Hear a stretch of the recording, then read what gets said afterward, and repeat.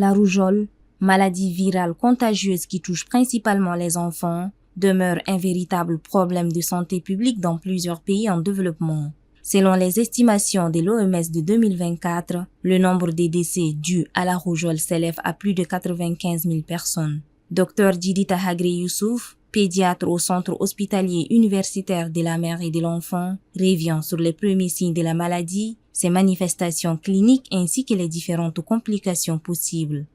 C'est une maladie qui se transmet par un virus qu'on appelle le morbillovirus, qui est responsable de la rougeole. La fièvre est le premier signe qui apparaît, c'est une forte fièvre. Cette fièvre s'accompagne d'un signe que nous, les médecins, on appelle le catarrhe oculonasal. Après l'évolution de la fièvre apparaissent l'éruption, c'est-à-dire ce sont des boutons qui apparaissent. 24-48 heures après l'éruption des boutons, la fièvre chute. La peau qui devient un peu rugueuse. Elle évoque également les moyens de prévention et les mesures à adopter pour éviter la propagation de la maladie. La vaccination est très efficace. Le premier vaccin est donné à partir de l'âge de 9 mois.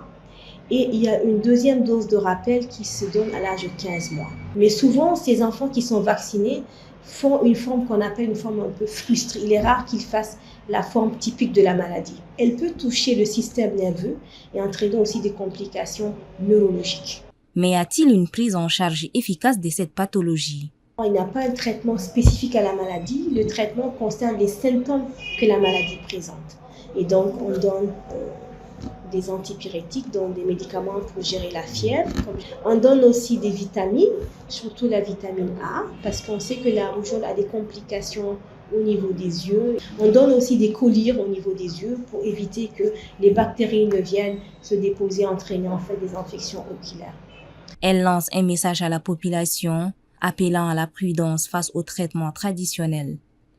Les traitements traditionnels ne sont pas des traitements qui peuvent être évalués de point de vue pharmacologique.